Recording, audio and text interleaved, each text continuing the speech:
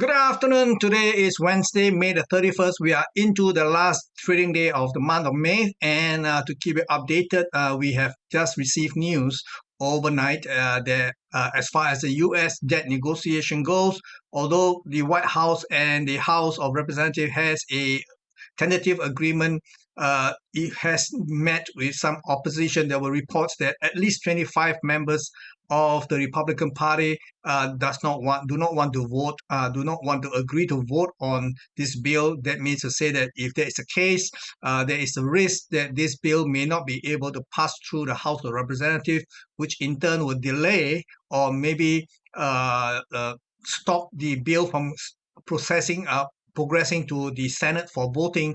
And if that's the case, considering that we are already at the cusp of moving into the month of June, that means the pressure is piling up very, very fast as to whether a debt ceiling deal can be achieved before the X date, or so-called June the 5th, when the Secretary of the Treasury, Janet Yellen, has already told us that she believes by then the U.S. Treasury will really run out of money, and that means the U.S. will go into default. Now, before that, I think the rating agency may actually downgrade U.S. sovereign debt rating, and that will be catastrophic as far as we are concerned, because the last time they did that was back in 2011. During the Obama administration, in which that actually happens, and that caused the market to go into a downtrend. Okay, so basically we may see the same thing again this time around if this debt deal do not get passed through Congress. So the risk is actually quite real right now. So like I said yesterday, do not pop the champagne too early, because this bill need to be passed by Congress before it can be signed into law by the president. So let's watch for new development as it unfolds. Now, overnight we can see the U.S. equity market ended up mixed. Okay, we have the Dow Jones still basically not sure whether to move higher or to stay where it is. So we can see the Dow Jones in the 4 hours time frame is stuck just above the 33,000 levels, closing at 33,054 overnight. No much progress has been made, but we will have to see how things unfold over the next few hours. Okay, over the S&P, we do see a bit of a rally. S&P went up higher, but it opened on a high note, but did not quite close on a high note. Market went up to a new high for the year at 4,231.1, and then it closed back down. If the market does close below the February low, which was the previous low, the previous high point, then that could set the stage for lower prices in the days ahead, especially as we approach the weekend. Now, short term, if the market does pull back somewhere between 4,163 to 4,168, I think that could be an area of opportunity, although the upside is getting very, very limited. Near-term target is somewhere between 4,240 to 4,340 levels. So if you are still in the mood to buy, that level between 4,160 to 4,180 could be one last level to buy, but I would caution chasing this market ever higher in view of the difficulties that we are reportedly hearing from members of the Republican Party. Okay, so in the Nasdaq itself, we can see the Nasdaq, despite what is happening, continue to charge higher. We are into a new territorial high. In fact, we are already above the last April high, which is at 14,277. We have a new high here this year at 14,520.1. So this is an area, like I mentioned previously, an area of high probability that we will see very persistent selling interest re-emerging here. This level is 14,135 to 14,712. So right now we will have to see if the market can sustain at such levels in view of the news that we hear that this bill may have difficulty passing through the House of Representatives. So over in Asia, we can see that the Nikkei continues to slide back after trying to go higher. In fact, it has gone so high that it is already above the July high of 1990. So lately we can see that ever since news that Warren Buffett has moved into the Japanese equity markets, this market has been on fire, and we can see that the recent rally to 31,560 does appear to lose some steam here, but there is no sign that the market is reversing in any significant way to the downside. So we will still have to maintain a watch over this market here, okay? And I will be buying, that's for sure, okay? And in the Hang Seng market, we can see that the Hang Seng continue to slide lower. Now the market is challenging the 18,000 level with the low trading at 18,139 in the morning itself. And this bracket right now has bring us to a new zone in which I think market ever lower below 18,000, the risk actually has increased disproportionately. Somewhere between 17,780 to 18,255, I think the market may actually find some kind of buying interest. So do watch out for possible reversal happening around these levels, okay? Over in Hong Kong, over in China, we can still see that prices are still trading near the lower end of the range. The market actually traded to a low of 3,789 on Tuesday itself. So we can see that this market is currently near these levels. Incidentally, this level is also where I think the likelihood of buy interest may actually re-emerge. That level is 3,758 to 3,849. Okay, so we will have to see whether we can see any kind of buying interest, okay?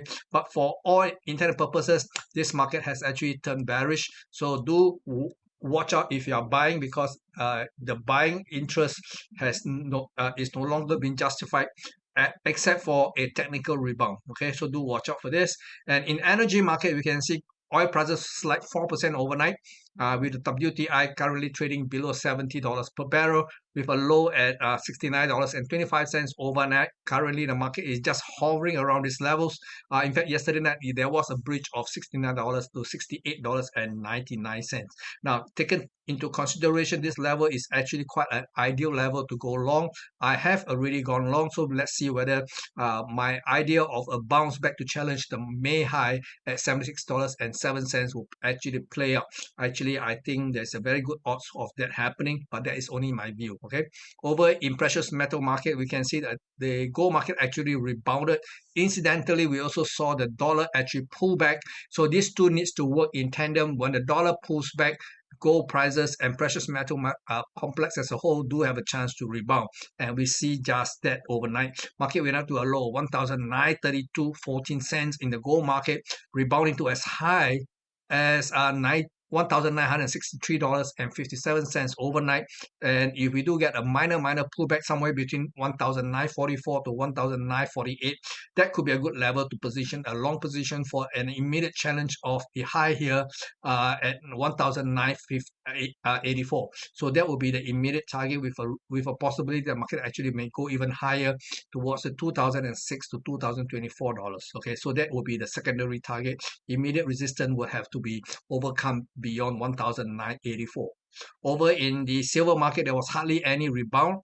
Market actually rebound 1 day ahead of the gold market rebound. So if in the near term we do see a pullback, ideally between $22.95 to $23, I think that will be another level to watch out for buying interest. Immediately the target will be a challenge of the mid-May high at $24.21. Okay. Dollar, like I mentioned earlier, overnight we see a pullback from 104.42. Overnight, we see the market actually pull back, but this morning we see another rally in the dollar index, possibly to challenge the mid-March high at 104.72. This is actually quite a reasonable prospect, because the way we see that this rally from the May low at 152 does looks to be still very much in play. So if the market do take out 104.72, it will not surprise me. However, I think it will be another story for the market to go up, at least for now, to challenge 105.87. So by and large, it's a higher to sell situation for me, at least for a technical pullback. And the euro dollar euro actually stabilized at 106.72 on Tuesday, and we have a bounce back. But this morning we see another sell-off happening as we are speaking. The low so far, currently the market is at 106.96. Okay, whether the market will go below 106.72 remains to be seen, but basically this entire area of 106.40 to 107.40 is a buying zone for me. So let's see whether the market will be able to stabilize within this bracket of prices for a rebound into 108.85 to 109.35. Okay. Over in sterling, we also see the same thing, but sterling rebound has been a little bit more robust compared to the euro dollar. The market low is 123.09, and we can see that the overnight rebound see a high of 124.47. And right now, although the market is pulling back, but it does not compromise the immediate outlook for a bounce into 124.90 to 125.40. Aussie dollars uh, remains still very offered. Right now, the market is trading below the 65 cents level.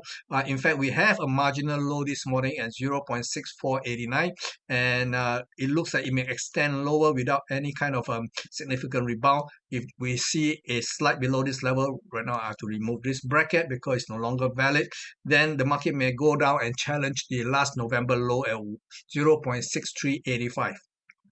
Dollars versus Canadian, we can see that the dollar right now is resurging again, possibly with another a challenge of the 1.3655 high that we saw on last Friday, and this will bring back the prospect of the market going into this bracket of prices, which I originally highlighted, which I think will be somewhere of interest for me. 136.60 to 137.20 levels, that will be a great level to see if the market can be kept up here.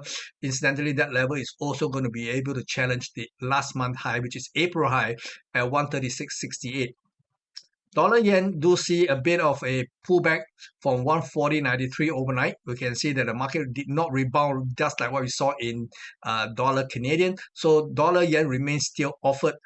The current level right now is 139.82. So near-term support should be around 138.75 levels. If this market close below this level, there's nothing in between all the way until 133.50. So there's a big drop here. So I do have already turned short on the dollar versus the yen. So let's see whether this will play out. Now, over in the Bitcoin itself, Bitcoin remains very much offered. The high traded at 28,452 does appear to be doing a three-way pullback, which I highlighted yesterday. If the market can somehow pull back to $27,745 to 28,185, that could be actually offer a good buying opportunity here. So let's look out for that possibility. And overall, I do am a little bit bullish on the outlook of Bitcoin here. So that let's see whether it can actually hold at between 27,700 to 28,200. Right, this is all I have for you for today. In the meantime, you take care, and I'll see you tomorrow. Bye-bye. Take care.